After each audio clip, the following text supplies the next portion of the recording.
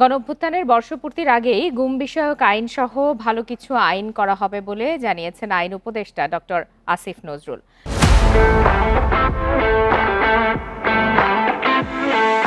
সকালে সচিবালয়ে এক ব্রিফিংয়ে এসব তথ্য জানান আইন উপদেষ্টা। সরকারি কর্মচারীদের জন্য করা আইনের কিছু জায়গায় পরিবর্তনের সুযোগ আছে। উপদেষ্টাদের বৈঠকে সেসব বিষয়ে সিদ্ধান্ত হবে বলেও জানান তিনি।